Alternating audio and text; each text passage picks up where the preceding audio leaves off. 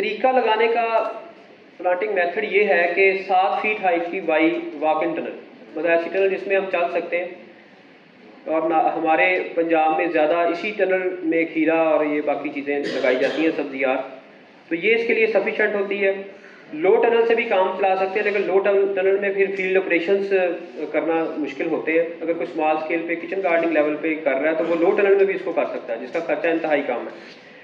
तो 7 feet tunnel से ज़्यादा हाइट की इसको ज़रूरत नहीं है। अगर आपके पास ऑलरेडी अवेलेबल है, जैसे हमारे पास फार्म पे टमाटो और कुकुम्बर वाली बड़ी टनल्स हैं, हम उसमें भी इसको ग्रो कर रहे हैं। बाकी ब्लैक नेट और ग्रीन नेट 70% या फिर ये सिक्कियाँ, ये हम प्लेन एरियाज़ के लिए इस पे अच्छे रिजल्ट्स आते हैं कि 70% साया का मतलब ये है कि 30% उसमें से लाइट छन के नीचे आएगी और 70% वो यूवी है जो उसको वो रोक लेगा।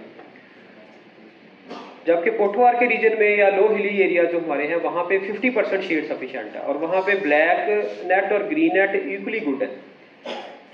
लेकिन जो हमारे प्लेन एरियाज में यहाँ पे पिछले 2-3 साल की रिसर्च से ये चीज़ देखी गई है कि जो ब्लैक नेट है वो उसके ज़्यादा अच्छे रिजल्ट हैं as compare to green net. ठीक है, फिर ये ट्रांसप्लांटिंग से पहले या अगर आप डायरेक्ट सोइंग कर रहे हैं, डायरेक्ट सोइंग आप कर सकते हैं अगर आपको इंश्योर है कि आपकी सीड की जर्मिनेशन अच्छी है। तो फिर उस वक्त आप बेसल डोज ऑफ फर्टिलाइजर, जिसको हम आगे डिस्कस करेंगे, वो आप डाल के तो फिर इसको ट्रांसप्लांट करते हैं। फिर ये कि इसका प्लांटिंग डिस्टेंस कैसे होना चाहिए, रोड डिस्टेंस क्या होना चाहिए। तो वो 2 फीट इसका रोड डिस्टेंस 1.5 से 2 फीट रख सकते हैं, लेकिन 2 फीट पे ये होता है कि आपको बाद में क्रॉप में जाना और फील्ड ऑपरेशन आसान होते हैं। और पौधे से पौधे का फासला 8 इंच रखा जाता है या 20 सेंटीमीटर प्लेन एरियाज में, और 12 इंच तक रखा जा सकता है लो हिल्स में और पोठवार में, क्योंकि वहाँ पे इसकी पर प्लांट साइज ज़्यादा होता है, जिसकी वजह से थोड़े नंबर ऑफ प्लांट से यानी 26-27 हज़ार प्लांट्स पर एकड़ से हमारे एकड़ में पूरे हो जाते हैं। जबकि प्लेन एरियाज में 32 से 33 हज़ार प्लांट पर एकड़ हमें रिक्वायर्ड होते हैं, और जितनी आप पॉपुलेशन इंश्योर करेंगे उतनी आपकी यील्ड अच्छी होगी।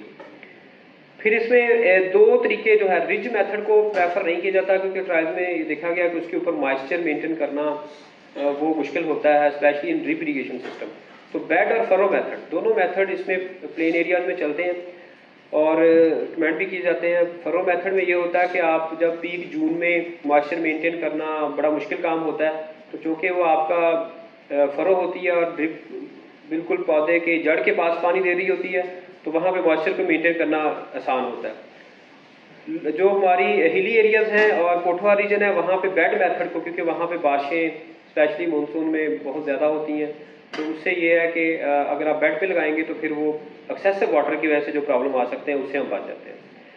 डेप्थ भी बड़ी इंपॉर्टेंट है कि इसको ज़्यादा गहरा भी नहीं लगाना और बिल्कुल शैलो भी नहीं रखना कि उसकी रूट ही प्रॉपर स्टैब्लिश ना हो और ऊपर से उसकी डेसिकेशन हो जाए एयर ड्राइंग की वजह से।